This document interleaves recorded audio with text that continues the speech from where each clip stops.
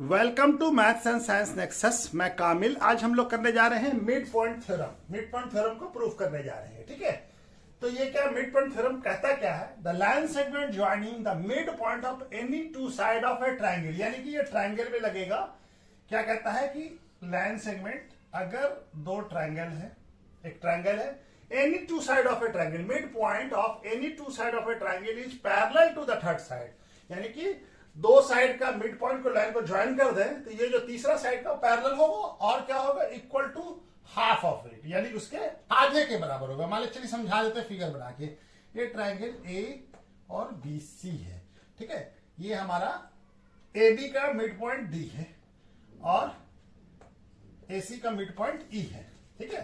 तो हम इस दोनों लाइन को ज्वाइन कर लें, ठीक है। इस दोनों लाइन को ज्वाइन कर दिया तो हमारा मिड पॉइंट थ्योरम के हिसाब से क्या होगा, डीई पैरेलल टू बीसी होगा और DE equal to half BC होगा। ये थर्ड साइड हो गया। अगर हम ए बी और एसी ले, एसी और बीसी लेंगे तो ए बी हो जाएगा थर्ड साइड। अगर ए बी और बीसी लेंगे तो एसी थर्ड साइड हो जाएगा। तो कोई भी चीज हरे साइड में ये होगा। तो यही चीज हमको प्रूफ करना है, ठीक है ना। तो चलिए हम प्रूफ करते हैं, इसको मिटा देते हैं, ठीक है। तो हमारा गिवन क्या है, गिवन पहले लिख लेते हैं। गिवन क्या है, triangle A B C, triangle A B C given है। और क्या है, D and E are mid point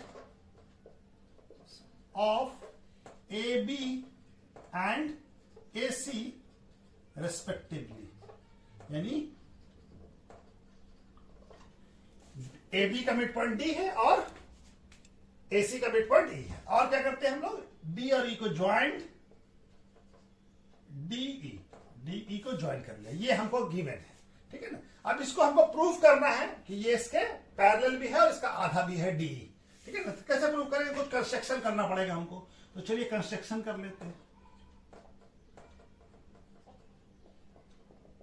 construction के लिए क्या करते हैं हम, क्या करते हैं, draw C F parallel to B A, यानी कि सी एफ एक लाइन ड्रॉ करते हैं जो कि पैरेलल है बी ए की। किसके, बी ए माने ए बी के, ठीक है ना, इसके पैरेलल है, ठीक है। एंड प्रोड्यूस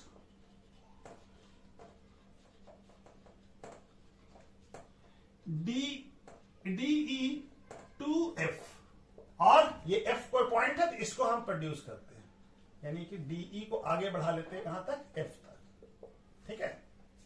तो ये हमारा ये हो गया, ठीक है। तब हमारा अब क्या है, प्रूफ करना शुरू करते हैं, ठीक है। कंस्ट्रक्शन कर लिया, अब प्रूफ करते हैं। तो प्रूफ में क्या है, हम पहले इस दोनों ट्राइंगल को कॉन्ग्रुएंट प्रूफ करते हैं। Triangle AED, triangle AED and triangle CF CEF, triangle CEF, ठीक है। इस दोनों ट्राइंगल को हम लोग कॉन्ग्रुएंट प्रूफ करना करते हैं। तो कैसे कर सकते हैं, तो देखिए ये एंगल और ये एंगल बराबर होगा। कौन सा एंगल है, सामने वाला एंगल है, ये क्या कहलाता है, वर्टिकली अपोजिट एंगल। तो angle A E D equal to angle CEF, angle CEF क्या हो जाएगा, ये वर्टिकली अपोजिट एंगल,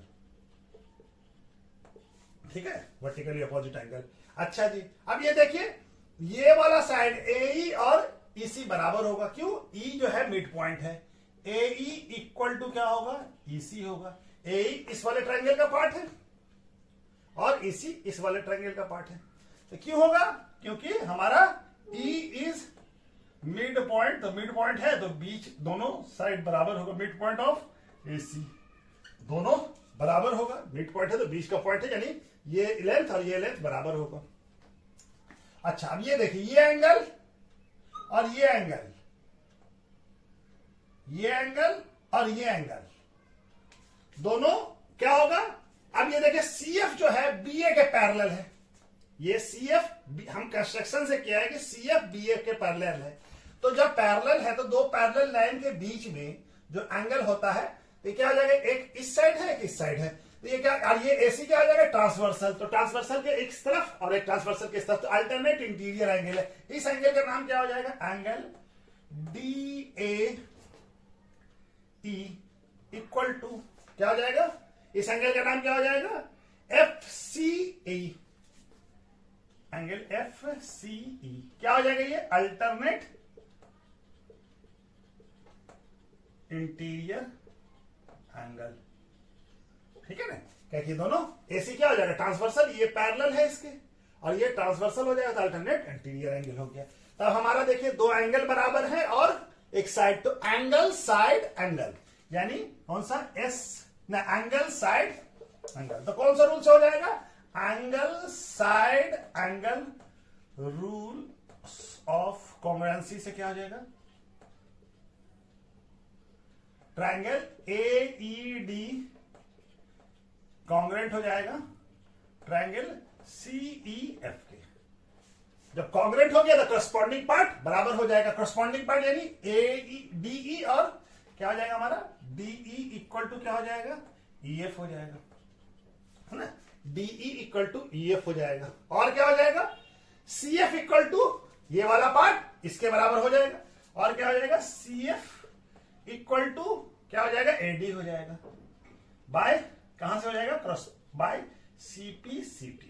ठीक है, corresponding part of congruent triangle. ठीक है, दो ट्रायंगल कॉन्ग्रुएंट है तो उसका करस्पॉन्डिंग पार्ट बराबर होगा, यानी कि ये इसके बराबर हो जाएगा और ये इसके बराबर हो जाएगा। ठीक है, तो ठीक है, ये CPCT से बराबर हो गया। अब तक जब ये हमारा, अब हमको देखिए ये क्या है, CF किसके बराबर है, AD के बराबर है, और AD किसके बराबर है, AD, अच्छा चलिए, अब AD इक्वल टू हम क्या लिख सकते हैं, DB लिख सकते हैं। क्यों लिख सकते हैं, क्यों, D is mid point of AB। ठीक है, ये AD और DB, क्या कि D जो मिड पॉइंट है तो AD और DB दोनों लेंथ में बराबर होगा, मिड पॉइंट है तो बराबर होगा। तो हमारा CF किसके बराबर है, AD के बराबर है, और AD DB के बराबर है। तो इससे क्या आ जाएगा, इससे आ जाएगा कि हमारा CF जो है, CF इक्वल टू DB हो जाएगा। CF यानी CF ये वाला लेंथ और ये DB बराबर हो जाएगा, क्योंकि इसके बराबर है तो ये दोनों इसके बराबर, तो ये भी इसके बराबर हो जाएगा। ठीक है, और क्या हो जाएगा, CF पैरेलल टू DB हो जाएगा, क्योंकि CF पैरेलल है बाय कंस्ट्रक्शन AB के, तो बाय कंस्ट्रक्शन आ जाएगा। ये कैसे हम लोग कंस्ट्रक्शन के थ्रू ऐसा कंस्ट्रक्शन किया है कि ये पैरेलल है। ठीक है, तो जब एक साइड, एक पेयर जो है, एक पेयर ऑफ साइड पैरेलल भी है और बराबर भी है, तब देयरफॉर ये क्या हो जाएगा, देयरफॉर तो ये क्या हो जाएगा, पैरेललोग्राम हो जाएगा। BCFD is a parallelogram. ठीक है, तो पैरेललोग्राम हो गया। जब पैरेललोग्राम हो गया तो हमारा क्या हो जाएगा, जब पैरेललोग्राम है ये, तो यानी BC इक्वल टू क्या हो जाएगा, ये दिख रहा नहीं यहाँ पे है जगह, तो BC इक्वल टू क्या हो जाएगा, पैरेललोग्राम है तो अपोजिट साइड बराबर होगा, इक्वल टू DF हो जाएगा, and BC parallel to DF होगा। दोनों चीज होगा ना, क्यों होगा, opposite side of parallelogram are equal and parallel, दोनों चीज होता है, इक्वल भी होता है पैरेलल भी होता है। ठीक है ना, तो BC इक्वल टू DF हो जाएगा, BC पैरेलल टू DF हो जाएगा। चलिए यहां पे बना लेते हैं। ठीक है, अच्छा जी, BC इक्वल टू DF।